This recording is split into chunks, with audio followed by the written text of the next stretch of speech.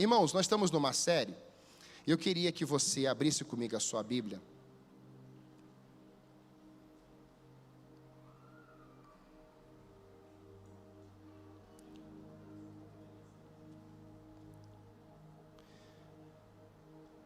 Em João,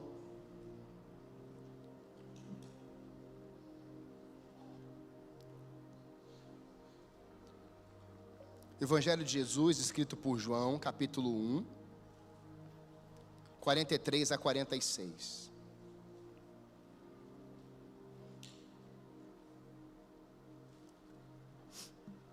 Quando você tiver com a sua Bíblia aberta, não feche ela quando a gente acabar de ler, por favor. Só para você, nós vamos trabalhar esse capítulo. Mas eu queria que você fechasse seu coração, fechasse seus olhos, né? Senão o coração você morre. Era para vocês estavam atentos. Feche os seus olhos e abra seu coração. Eu vou te falar algumas coisas aqui. Você está vendo o que está acontecendo no mundo. Você está vendo o que está acontecendo no Brasil. Você está vendo que essa semana, as tragédias com as guerras, o que aconteceu, o que está acontecendo. Ninguém aqui é cego ou está distante das redes. Pastor, como é que eu oro por isso? Você precisa orar para que Deus derrame paz sobre a terra. O povo tem sofrido por causa de opressores, governantes corruptos, dominadores, ditadores, e tem um povo que está gemendo. E às vezes, infelizmente, nós entramos nessas ações de destruição e civis morrendo para tudo que é lado. Mas a Bíblia diz que as guerras iriam acontecer, como aconteceram no passado.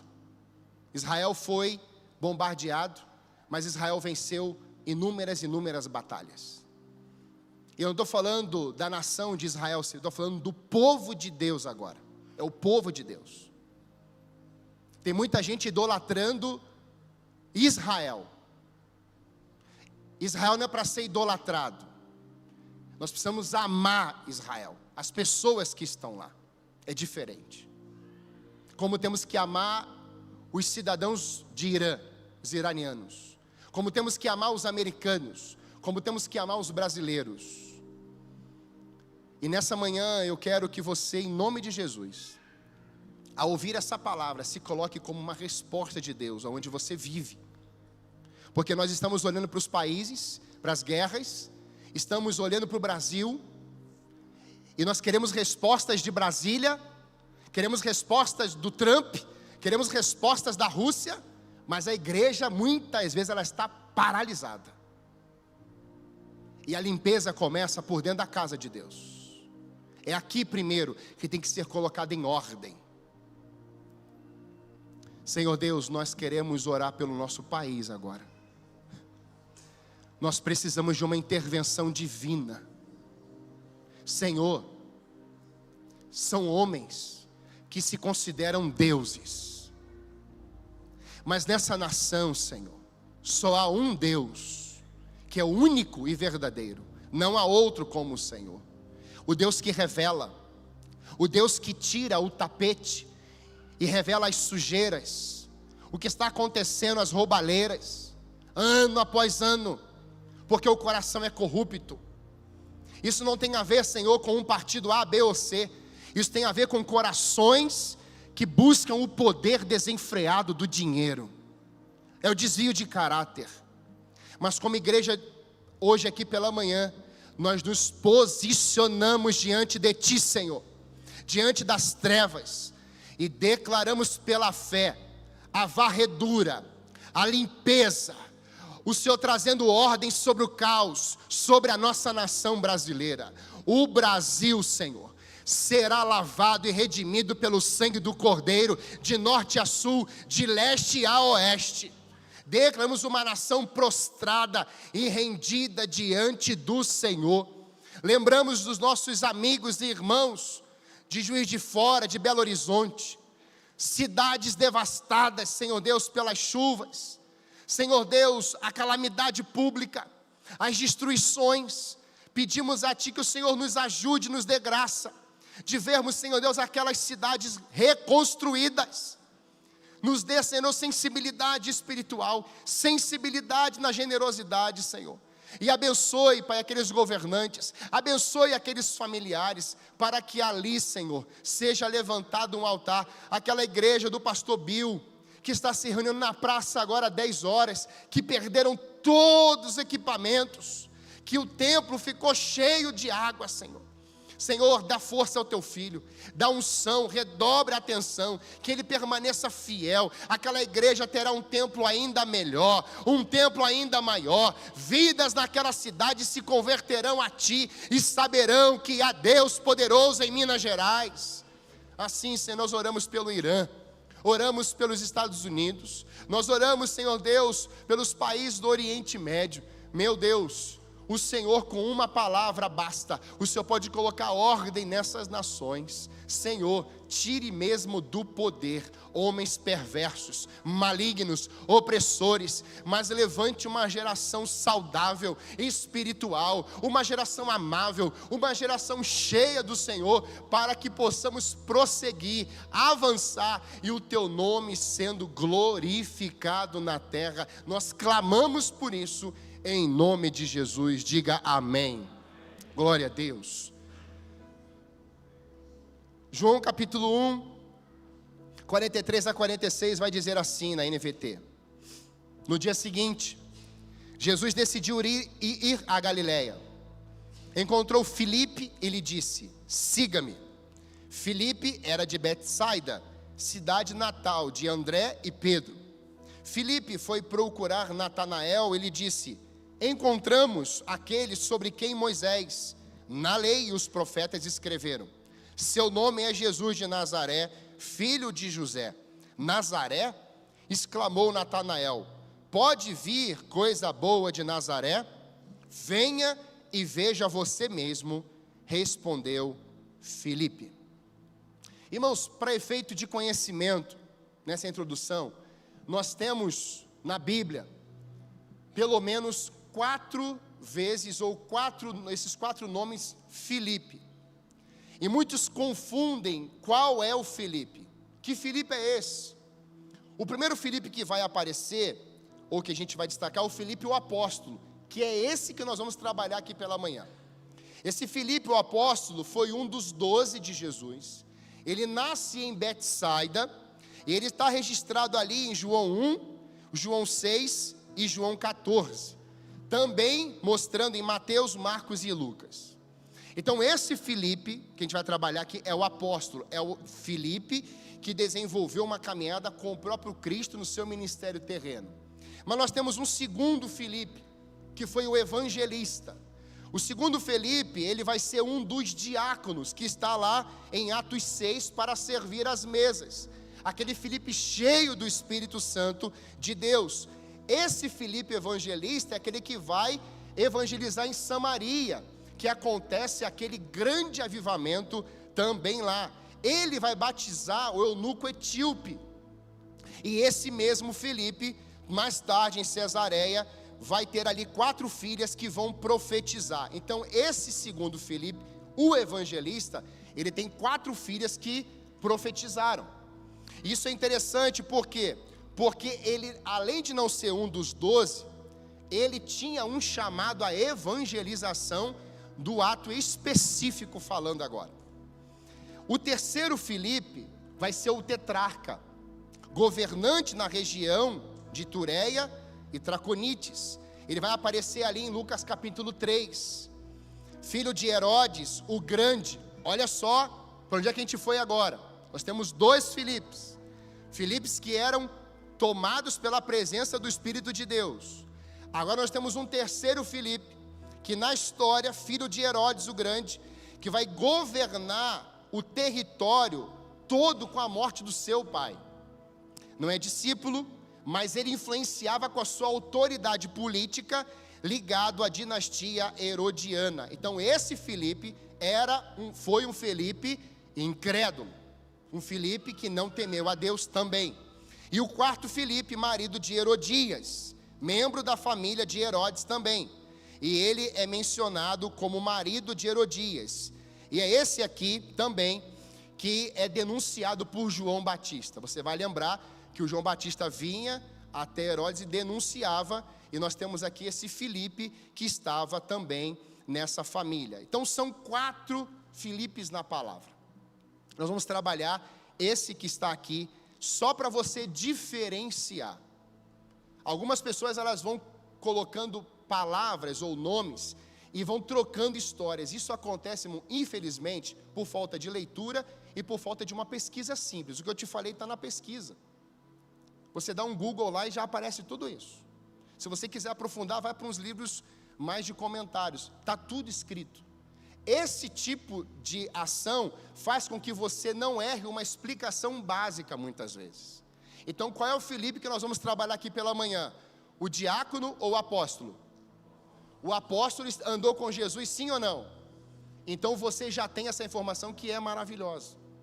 Porque quando nós caminhamos com Jesus, e as escolhas, o chamado de Jesus, pessoas que caminharam com ele, você vai ver que faz todo sentido ele ter chamado esse Filipe aqui. Pastor, eu nasci de uma família que o contexto não tem nada a ver com o cristianismo. Aí Deus te salva, Deus te escolhe, para que justamente, nesse meio todo, você seja um proclamador do Cristo, do seu jeito. Nós, muitas vezes, ouvimos relatos assim: pastor, pode vir coisa boa de Nazaré? A gente sabe que veio Jesus. Mas a pessoa fala assim: pastor, eu vim de um lugar que não tem nada de bom lá. Nunca teve. Eu já ouvi isso algumas vezes aqui e fora daqui. É interessante porque esse Filipe, apóstolo, ele vai ser, até quando ele morre, carregado, os seus ossos carregados por uma pessoa. Quando a gente olha pessoas na Bíblia, irmãos, que caminharam com Jesus, que marcaram histórias, nós vemos que até os restos mortais, ou até os ossos dessas pessoas, muitas foram ossos carregados. Os ossos de José, por exemplo, carregados, levados de lugares a lugares, e ficava como se fosse um memorial. E é diante disso que nós, hoje, obviamente, nós não carregamos ossos dos mortos. Eles já se foram. Mas nesses dias nós podemos simplesmente dizer assim: Senhor, o Senhor usou tanto essa vida, tanto essa família, tanto essa referência, que eu também quero ser uma resposta para este tempo aqui. Quantos desejam, irmãos? Quantos desejam marcar histórias nesses dias aqui, famílias, lares, amém? E eu queria deixar com você algumas aparições desse Filipe que a gente vai trabalhar aqui. Com a sua Bíblia aberta, primeira vez que Filipe é citado está em João 1,43, que é exatamente aqui, que vai aparecer aqui no telão. E em primeiro lugar, olhando para a vida de Filipe nessa primeira aparição, quando Deus procura alguém, é porque deseja nos encontrar e cumprir um propósito maior. Diga assim comigo: quando Deus procura, é porque... Não, vamos de novo, vamos lá. Você tomou café, você está bem. Diga assim: quando Deus procura, é porque deseja nos encontrar e cumprir um propósito maior. Quantos creem aqui que quando Deus te viu, te escolheu, era para cumprir um propósito maior? Diga glória a Deus. Amém. É interessante porque o verso 43 diz exatamente isso. No dia seguinte, Jesus decidiu ir da Galileia, encontrou Filipe e lhe disse: siga-me. Encontrou Filipe. Essa palavra, amados, encontrar ou achar em algumas versões, no grego é eurisco. O que isso significa? Tem 3 definições: achar o que eu busco, achar quando faço averiguação e ser descoberto. Quando Jesus localizou Filipe, ele não localizou Filipe por uma aventura, ele localizou porque ele queria achá-lo. Ele queria passar um tempo de averiguação, fazer conhecido, identificar, conhecer o coração desse Filipe, saber a sua história. Cristo não nos escolhe para que venhamos a ser esquecidos, mas Cristo nos escolhe para que venhamos a crescer em profundidade nele. Isso é uma verdade para nós, porque às vezes nós caminhamos e dizemos assim: pastor, eu não escolhi nascer, eu nasci, e as pessoas que cuidaram de mim, cuidaram até um ponto, e de repente elas se esqueceram de mim. Olha, José e Maria esqueceram Jesus no templo, 3 dias, imagina você esquecer um filho aqui 3 dias, se você já esqueceu seu filho no supermercado, no shopping, não levante a mão, porque eu já fiz isso. Não esqueci lá não, né? Eu perdi. Às vezes, acontece, não era para acontecer. Mas tem gente que foi esquecida por anos, largada por anos, deixada de lado por anos. E essa pessoa está vivendo hoje como? Só Deus sabe como. Filipe, ao ser achado, vai carregar essas verdades da boca de Jesus. Achar o que eu busco. Achar porque eu faço uma averiguação, uma análise. E eu descobri ele aqui. Sabe que Jesus te descobriu hoje aqui? Jesus te achou aqui hoje, nessa manhã. Você crê nisso? Jesus olhou para você. Jesus viu você, Jesus encontrou com você, Jesus chamou você, para quê, pastor? Para transformar você, para cuidar de você, para formar você, para fazer com que você viva como alguém que faça sentido na vida. Uma pessoa sem Jesus é uma pessoa que vai caminhar com as suas dificuldades, com as suas crises existenciais. Mas quando nós nos encontramos, ou quando somos achados por Jesus, Cristo faz assim: a partir de agora, vai fazer sentido, propósito a sua vida. As pessoas podem dizer tudo o que quiserem, mas se você agarrar esse princípio da boca de Jesus, você vai saber claramente que Ele te achou, e porque Ele te achou, Ele está com você em todo o tempo, aleluia. Jesus achou porque buscava, Jesus achou, fez uma averiguação, Jesus achou e chamou. Você percebe a caminhada com Cristo. Ele vê Filipe, ele vê os discípulos, ele vai chamando para caminharem com ele, e eles vão. E sabe, irmãos, essa questão de achar, de procurar de Deus, ela não é só desse texto aqui, isso já vem de muito tempo antes, muitos momentos antes, histórias antes. E houve momentos na Bíblia que Deus procurou pessoas e não encontrou.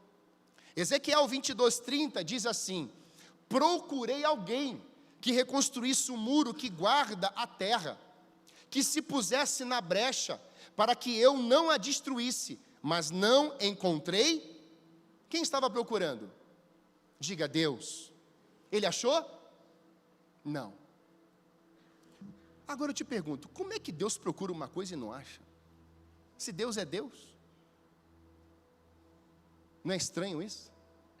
Mas qual era a função? Intercessores. Deus olhou da terra e falou assim: eu quero localizar alguém que vai fazer assim, ó: Deus, perdoe esse povo. Deus, eu quero ser uma resposta para esse povo. Deus, não fulmine esse povo, não derrama juízo sobre esse povo, não machuque esse povo. Deus, eu peço perdão por essa pessoa aqui, eu peço. Era o intercessor, alguém que estava se colocando numa brecha e dizendo: entre Deus e o povo, uma mão estendida, tenhas misericórdia. Se Deus olhasse aqui para nós hoje aqui, será que Ele encontraria alguém para se colocar na brecha para o Brasil? Sim ou não? Sim ou não? Sim. Mas aqui nesse texto ele não achou não.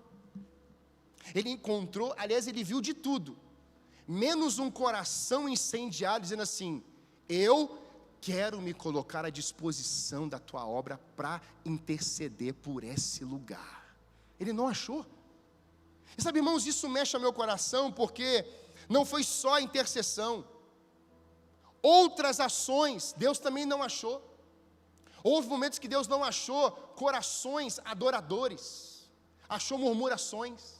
Quando ele olha para o povo saindo do Egito, 3 dias depois, eles estão de frente para o mar de Mara, eles começam a dizer para o Moisés: Moisés, você nos tirou do Egito para morrermos aqui, e já queriam apedrejar Moisés. Eles não conseguiam ter uma dinâmica de adoração. Se você ler o livro de Números, você vai ver murmuração, rebelião, o tempo todo. E aí, diante desse cenário, Deus estava libertando o povo, Deus estava caminhando com o povo, porque ele era uma rocha que estava caminhando com o povo, e o povo dando uma resposta na contramão do que Deus estava à procura, de adoradores, de intercessores. Então, na verdade, Deus estava à procura, mas o povo não estava. Deus está à procura de algo, de alguém, e o povo estava à procura de outras coisas. Infelizmente, amados, isso acontece hoje. Nós vemos um tempo onde Deus está à procura de uma geração de adoradores, de intercessores. Deus está à procura de uma igreja relevante. Deus está à procura de um povo quebrantado, contrito, esse não desprezará. Deus está à procura de discípulos, e muitos estão indo até Jesus e seguindo Jesus, mas outros estão construindo seus projetos pessoais, seus desejos humanos, só o que lhe interessa. E na verdade, Deus está assim, eu estou procurando. Nessa manhã aqui, Deus procura, Deus acha. Você pode levantar sua mão assim: Senhor, eis-me aqui. Senhor, eu estou aqui. Eu quero ser encontrado hoje, tocado por Ti hoje aqui. Amém? É interessante isso, porque passando todo o Antigo Testamento, sai da intercessão e vai para outro chamado, outra procura. João 4, 23 a 24.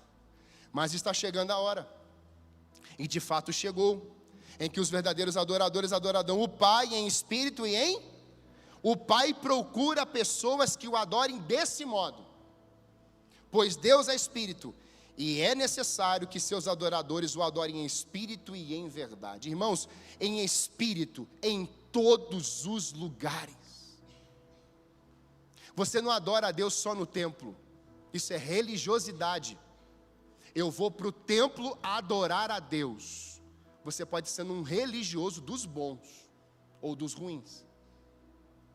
Mas quando você chega na sua casa e você coloca o pé na sua casa e você começa a dizer: Senhor, Tu és bom, Senhor, Tu és maravilhoso. Você vai no carro: Senhor, Tu és maravilhoso, Tu és bom. Você está na rua caminhando, correndo, você está na academia, você está em movimento de adoração a Deus. Você é um adorador a Deus. Ou seja, em todo tempo, em todos os lugares, levantando mãos santas, como diz o apóstolo Paulo. Por quê? Porque um adorador, ele não faz adoração. Aliás, quando o povo saiu do Egito, e Moisés diz para Faraó, deixa o meu povo ir. Ele diz assim: o Deus poderoso, o eu sou, me enviou aqui. Ele não disse o Deus que faz, ele disse o Deus que é. O eu sou me enviou. Por quê, irmãos? Porque Deus tinha dito: esse povo vai sair do deserto, vai sair do Egito, para fazer o que no deserto? Me adorar. A ordem era sair de um lugar de prisão e atravessar o deserto em adoração, e depois viria a terra prometida. Mas, irmãos, essa condição era nossa. É a condição do Filipe antes de ser chamado por Jesus, escravo do pecado, condenado à morte, indo para o inferno, iria vivenciar uma destruição, juízo, castigo, tudo isso era separação de Deus. Aí Jesus Cristo vem e fala assim: Filipe, vem cá, eu vou tirar você dessa condição, dessa condenação, desse momento de morte, de separação, e eu vou chamar você para você vir aqui me seguir. O Filipe deixa tudo e Filipe começa a seguir Jesus. Hoje, aqui nessa manhã, você pode deixar tudo que você está fazendo no chão e dizer: Senhor Jesus, eu vou te seguir. Por quê? Porque você estará abandonando a velha vida, você estará deixando a prisão para ser um filho adorador. Olha que bênção isso. E é interessante porque a Bíblia diz que Deus continua procurando os seus adoradores, que o adore em espírito e em verdade. Ou seja, tem muita gente que ainda não é adorador, que vai se tornar um daqui a pouco, amém? Por quê? Porque Cristo vai tocar, o Espírito vai convencer, e aí nós podemos verbalizar com toda a nossa ousadia e graça esses louvores que cantamos aqui. Quando você começa a cantar, a Ele a glória, é um adorador, declarando uma adoração. Mas cantar esse cântico aqui no templo é fácil. Agora você precisa cantar esse cântico quando as coisas não estão funcionando, quando a saúde não chega, quando o deserto está à tua frente, quando uma enfermidade se instala, quando um filho não quer estar aqui, quando um casamento está sangrando, quando as adversidades vão tomando conta da sua vida. Deus está à procura do adorador que adore exatamente no tempo da tribulação, e não quando as águas estão tranquilas. Deus está olhando para você, Ele sabe que você está passando por um turbilhão de coisas, mas a murmuração, a reclamação, a ofensa, a discórdia, as palavras não vão mudar Deus e não vão mudar as realidades, pelo contrário, vão piorar. Eu olho para essa verdade, irmãos, e eu fico impressionado. A gente estava aqui sexta-feira, num tempo de busca com vários homens, e eu fui muito quebrantado aqui por Deus. E eu estava aqui, exatamente aqui, quando a gente estava adorando a Deus, eu não sou muito de ver essas coisas, mas Deus vai mostrando a gente vai tendo que falar e fazer, a gente obedece, amém, irmãos? E eu comecei a ver a mão de homens com aliança, e o sangue escorrendo nas alianças. Eu falei, meu Deus, o que é isso? Eu orei a Deus e falei assim, Senhor, eu não quero falar o que não é do Senhor. E Deus colocou no meu coração, meu filho, casamentos aqui, na sexta-feira, estão sangrando, e eu quero estancar o sangue. A hemorragia vai cessar hoje. Irmãos, quando eu falei que eu vi isso, vieram vários homens à frente. Às vezes, amada igreja, nós não temos a noção do que quem está ao nosso lado está vivendo um sangramento na vida, às vezes fisicamente mesmo, às vezes espiritualmente, emocionalmente, e aí Deus vem e se revela. Deus acha para quê? Para estancar esse sangue. Olha a mulher do fluxo de sangue, enfrentando uma multidão fraca, 12 anos sangrando, mas ela sai daquele ambiente de morte, ela vai, e enquanto ela não tocou na orla do manto de Jesus, ela não parou. Nessa manhã aqui você pode sair daqui curado, restaurado, o sangue estancado. É só você decidir crer naquele que te achou primeiro, naquele que te amou primeiro, naquele que foi sangrar numa cruz, no madeiro por você primeiro. Ele derramou todo o seu sangue por você e por mim. Ele veio para nos dar vida e vida abundante. Ele está na casa, Ele é Senhor, Ele é Salvador, Ele é o Redentor. Ele faz o teu sangue se estancar hoje, porque todo o sangue dele foi derramado naquela cruz por nós. Esse é o Cristo, o Deus Todo-Poderoso, que entregou sua vida por nós. Esse é o Cristo que vai morrer pelos nossos pecados. Mas não foi só esse momento que ele apareceu a Filipe e achou. A segunda vez está em João capítulo 6, de 1 a 7, aonde eu quero deixar, se você quiser abrir, puder abrir, João capítulo 6, de 1 a 7, eu acompanho aqui no telão. Esse tópico aqui, ele é importante para nós. Eu vou ficar em 2 tópicos pela manhã, e à noite eu encerro os outros 2. Os encontrados por Deus serão tratados, lapidados e testados. Diga assim comigo: os encontrados por Deus serão tratados, lapidados e provados. Pastor, o senhor não faz ideia de como que está a prova na minha vida. O senhor vai falar que eu vou ser mais provado ainda? Vamos ver aqui. Depois disso, Jesus atravessou o mar da Galileia, conhecido como o mar de Tiberíades. Uma grande multidão o seguia por toda a parte, pois tinham visto os sinais que ele havia realizado ao curar os enfermos. Então Jesus subiu ao monte e sentou-se com seus discípulos. Era quase tempo da festa judaica da Páscoa. Jesus logo viu uma grande multidão que vinha ao seu encontro. Voltando-se para Filipe, perguntou: onde podemos comprar pão para alimentar toda essa gente? Disse isso para pôr Felipe à prova, era um teste, pois já sabia o que ia fazer. Felipe respondeu: mesmo que trabalhássemos vários meses, não teríamos dinheiro suficiente para dar alimento a todos. Por que Jesus faz essa pergunta? Por que ele vai declarar isso? Onde poderemos comprar pão, Felipe? É interessante, irmãos, porque essa expressão aqui também, ela significa prova, experimentar, pôr à prova alguém. Eu não sei você, mas quando nós fazemos prova de alguém, quando nós estamos testando alguém, para aquela pessoa não é muito bom. Mas você vê ou uma aprovação, ela passa por aquilo, ou ela desiste no meio do caminho. Por exemplo, uma entrevista. A pessoa está ali passando por seleções, conversando, atendendo, ela está passando na primeira, na segunda, e ela vai vendo que o nível vai subindo. Aí, de 50 pessoas, vão ficando menos, vai diminuindo. De repente chegam 10, de repente ficam 5. Aí ela fala assim: meu Deus, eu já saí de 50, só estamos em 5. Olha as provas que essa pessoa foi vivenciando, mas em todas essas provas também ela foi crescendo. Esse momento aqui para nós é importante, porque de todos os discípulos escolhidos, a pergunta, como Jesus fez aqui, só é feita para Felipe. Felipe foi o testado aqui. Felipe, onde é que nós vamos encontrar comida? Felipe, você tem alguma forma para me ajudar? Felipe, você consegue mostrar que você está de fato comigo aqui? É como se Jesus estivesse mostrando para ele verdades, dando a Felipe a oportunidade de expressar se ele estaria com Jesus na hora da falta de comida ou não. O problema aqui, irmãos, não era a multidão, o problema era a fome. Tem um problema, o horário avançou, não tem como mandar o povo embora, o problema foi instalado. Irmãos, você já viu gente com fome? Fica perto de mim quando eu estou com fome, não. É agressivo o negócio. Mas tem gente que se transforma, irmãos. É verdade ou não é? Né? Tem gente que fica desesperado. São situações que vão acontecendo. E aconteceu com Jesus. Estamos com uma multidão.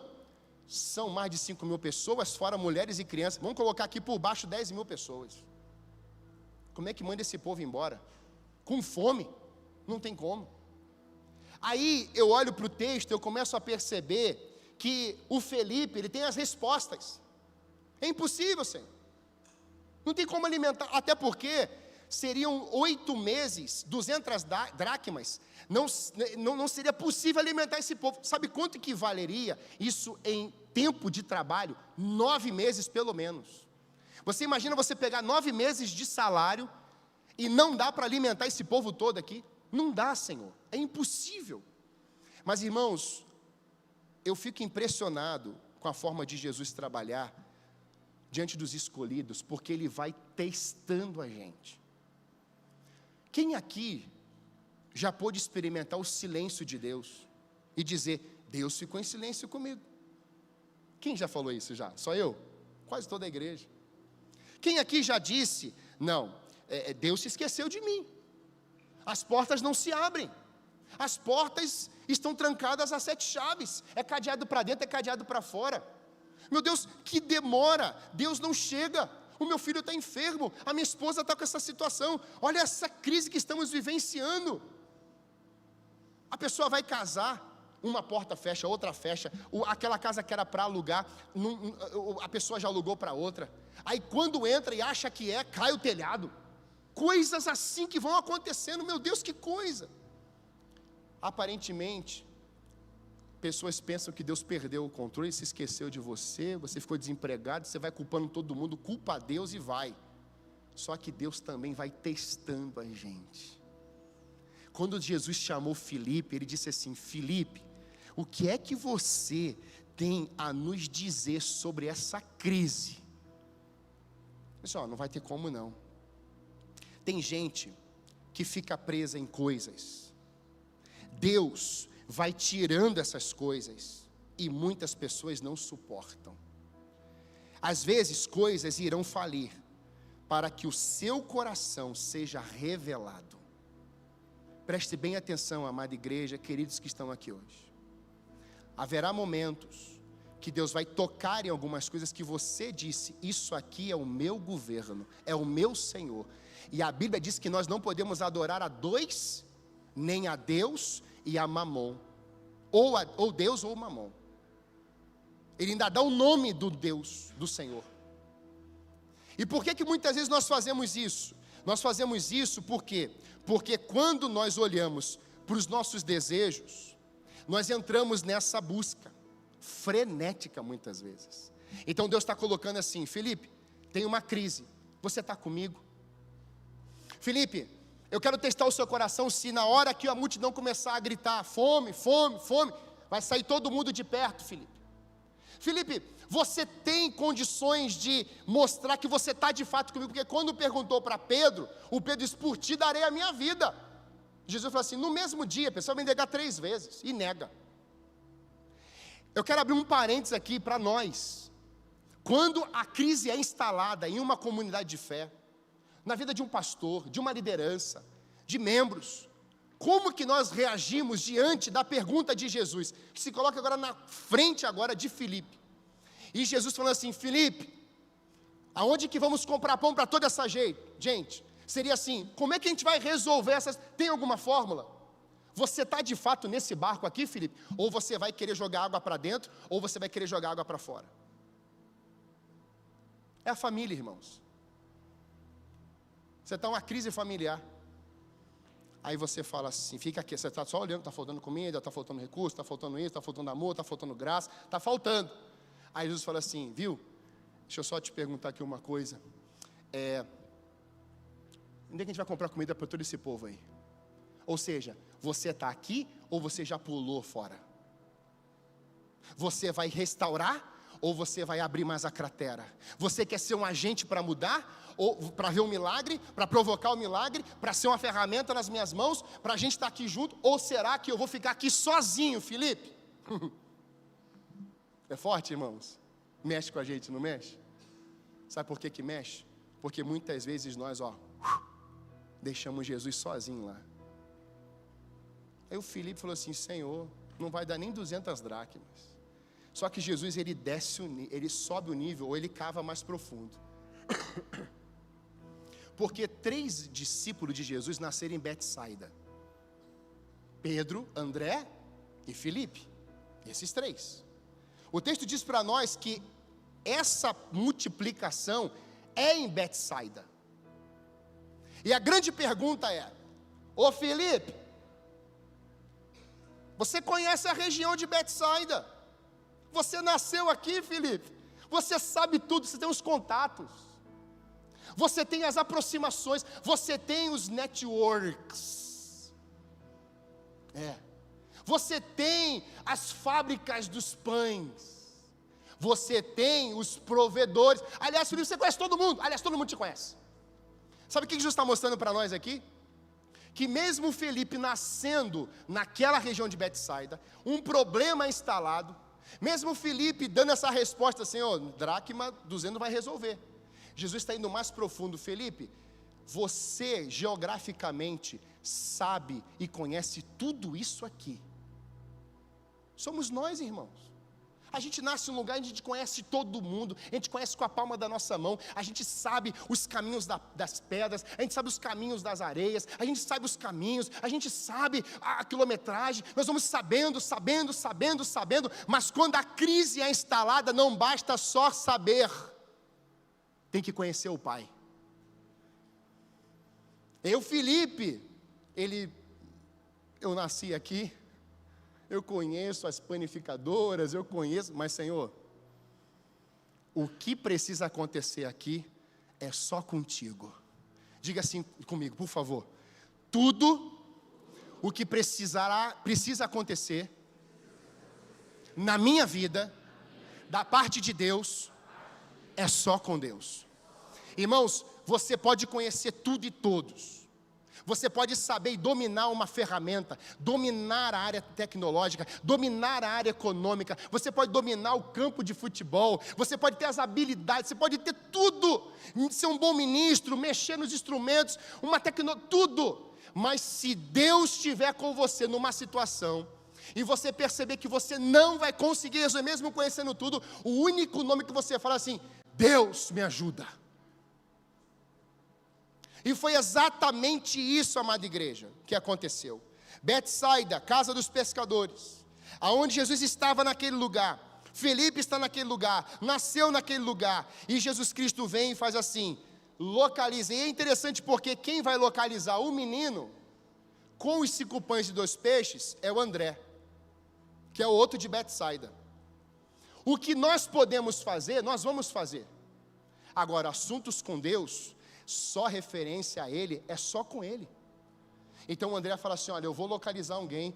Imagina a cena, né? Alguém tem alguma coisa para dividir aí, tem muita gente, não tem fábrica, não tem pão. Então aparece um menino, que não diz a idade. Vamos supor que fosse um adolescente da nossa igreja, que avivado, despertado, já dizendo assim: quando me perguntarem, eu já vou apresentar o McFisher que a mamãe preparou, é hoje. Ele já estava assim já, ó. Quando perguntar, eu já ofereço. E o menino é chamado. E o menino pega os 5 pães e 2 peixes e fala assim: ó, só tem isso aqui. Agora eu pergunto, o que são 5 pães e 2 peixes para 10.000 pessoas? Morando na cidade, conhecendo a geografia, dominando todo o território, não tinha como resolver. Aí é você, sou eu. Você tem R$10 para passar o mês. Aí você fala assim: meu Deus, R$10, conta atrasada, filho passando mal, como é que a gente vai fazer? Não fecha a conta. Aliás, as nossas contas não estão fechando já há um bom tempo, né, irmãos? Mas deixa eu te perguntar uma coisa: faltou lá? Faltou lá? Porque na minha não falta. Não falta porque o dono, o governo da minha multiplicação se chama Jesus Cristo de Nazaré. O meu dono não é igreja. O meu dono não é membresia. O meu governo não tem a ver com pessoas. O governo está sobre os meus ombros. E o seu nome será maravilhoso, Conselheiro, Deus forte, Pai da eternidade, Príncipe da paz. Então aquele menino pega os 5 pães e 2 peixes, entrega para André. André, que é uma ponte desse recurso, vai ser uma ponte para levar até esses discípulos e até o próprio Cristo. E agora essa ponte chega assim: ó, nós temos isso aqui. André foi uma ponte para o milagre se multiplicar. E o Felipe era uma porta. A ponte é André. Pega os recursos, leva até quem resolve. Você está levando esses recursos, essa sua história para quem? Para quem? Quem é o teu intermediador entre Deus e os homens? A Bíblia diz que é Jesus de Nazaré. Quando eles pegam os elementos e eles colocam na frente de Jesus, Jesus Cristo fala assim: Pai, eu te agradeço porque o Senhor sempre nos ouve. Jesus Cristo olha para o Pai. E sabe, irmãos, eles começam é uma coisa assustadora. Eu imagino a cena, você viu The Chosen. Começa a aparecer comida, peixe dentro dos cestos, e o pessoal começa a comer, e parece que vai brotando do cesto, porque quando você coloca nas mãos certas, quando você entrega para quem resolve, a multiplicação acontece, e você às vezes nem vê, mas você sabe que Ele que fez, foi Ele quem realizou, e o pessoal está comendo, todo mundo comeu, ficou satisfeito, comendo até mais. De repente olharam e tinham 12 cestos sobrando. O Felipe disse assim: não vai dar. Jesus fala assim: coloca na minha mão que você vai ver que vai dar, ainda vai sobrar. Mas teve que ter uma ponte, André. E eu fecho essa palavra aqui com você dizendo o seguinte: quem é o nosso provedor hoje? Quem é o teu governo hoje? Que pode pegar e falar assim: eu multiplico. Você está enfermo? Eu vou multiplicar a saúde. Você está passando por essa crise, você está fraco, mas eu vou multiplicar a tua força. Eu vou te dar vigor. Você não vai desistir nesse campo de batalha. Eu vou cuidar de você, eu vou enxugar tuas lágrimas. Eu estou testando você. mas é para sair o melhor, aleluia, é o propósito maior. Amados que estão aqui hoje, tem gente culpando Deus pelas provas que passam, e eu posso olhar para José, o José filho de Jacó, que passou por provas dentro de casa, foi rejeitado dentro de casa, foi dado como morto, colocado num poço. Quando ele chega, já com a roupa lá, ele fica lá no poço, mas os irmãos levam assim: pai, o José morreu. O pai começa a chorar, e aí o José é vendido, e aí compram ele é levado para o palácio de Potifar, e lá ele é escravo ainda, ele está vivenciando naquela casa, naquele palácio todo ali. Quando ele chega ali, a mulher de Potifar dá em cima dele, ele deixa a capa, ele sai correndo, mas o Potifar é ofendido, prende José, e aí o José começa a ficar numa cadeia, preso. Quantas provas? 13 anos, Paulo. O José dentro de casa, e o José agora preso. E aí ele revela os sonhos do copeiro e do padeiro. O copeiro, ele é promovido no terceiro dia, o padeiro morre depois do terceiro dia. E aí ele chega para o copeiro e fala assim: fala lá para o cara lá em cima, o farol, para lembrar de mim, já estou aqui já há 2 anos, muitos anos. O copeiro fala assim: eu vou lembrar de você, fica tranquilo. Sabe quantos anos o copeiro se esqueceu de José? 2. E você fazendo o cara viver. É chocante ou não é? Só que lá naquela prisão, o pai estava com ele. E aí foi passando por provas. E depois tem que falar assim: olha, só para interpretar o sonho do maior autoridade daquele Egito, tem que ser o José que está preso lá. Então puxa, José, você está passando, eu falo isso aqui com ousadia, você está passando por provas na sua vida, e você talvez esteja aí gemendo, desesperado, você não sei como isso aqui vai melhorar, eu não sei como isso aqui vai mudar. Permaneça, porque o Pai vai te dar força, o Pai não desistiu de você, o Pai está com você, o Pai te chama de filho, o Pai está aqui nessa manhã assim: eu vou com você até o final, como diz o apóstolo Paulo, eu vou com vocês até o final. Deus está falando isso aqui para nós hoje, como igreja, comunidades, familiares. Pessoas te abandonaram, te rejeitaram, a crise chegou, tudo está aí. Deus fala assim: eu vou com você até o fim. Porque o pai foi com o filho até a cruz. Quem aqui não vai desistir, dá um glória aí. Quem aqui quer ser uma ponte para alguém, levar até Jesus? Quem aqui quer ser uma porta do Evangelho para alguém? À noite eu fecho, mostrando que Filipe foi a porta para os gregos. Mas agora, se você puder fechar seus olhos, eu queria só te falar algo, te perguntar. Você entrou nesse lugar aqui hoje, e você estava questionando Deus o tempo todo, brigando com Deus, brigando com as pessoas, falando, murmurando. Aí Deus vem e te acha.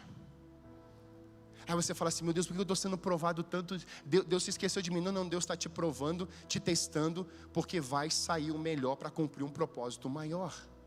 Aí você agora está entendendo. Nessa manhã, você hoje está aqui decidida a dizer: eu quero que o único governo sobre a minha vida seja aquele que multiplicou 5 pães e 2 peixes, fazendo sobrar 12 cestos. Eu quero que esse governante, esse senhorio venha sobre a minha vida. Nessa manhã, você quer entregar o seu coração a Jesus? Você quer entregar a sua vida a Jesus, como Filipe fez? Deixou tudo e seguiu Jesus. Ele passou a ser uma resposta no futuro para a sua comunidade. Hoje, Jesus te trouxe aqui para salvar você, para restaurar você. Se nessa manhã aqui há pessoas que querem entregar seus corações, nunca fizeram isso. Se você já fez, glória a Deus. Mas talvez você está aqui hoje, esteja aqui comigo, com essa família espiritual, dizendo assim: pastor, eu nunca orei convidando Jesus para entrar no meu coração, eu nunca fiz isso. Nessa manhã, fique de pé no seu lugar. Eu quero entregar meu coração a Jesus, eu quero entregar minha vida a Jesus. Hoje eu quero que Ele governe a minha história. Há alguém nesse lugar? Fique de pé em nome de Jesus. Eu quero entregar o meu coração a Jesus hoje. Eu não quero sair daqui sem Jesus na minha vida. Em nome de Jesus, fique de pé no seu lugar. Uma pessoa já vai orar com você. Não precisa ter medo, não precisa ter vergonha. Eu quero entregar o meu coração ao governante chamado Jesus Cristo de Nazaré. Eu preciso dele, aleluia. Mais alguém? Glória a Deus, aleluia, glória a Deus. É hoje, é agora. Jesus está te chamando, Filipe, você é o Filipe. Deixa tudo e segue Jesus. Deixa os barcos, deixa a pesca. Eu quero transformar a sua vida. Isso, vai ficando de pé. É isso, em nome de Jesus. Mais alguém? Você está dizendo assim, glória a Deus. A igreja anda com os olhos fechados, os membros, a equipe, dá uma olhadinha. Chega lá pertinho. Ora com essa pessoa.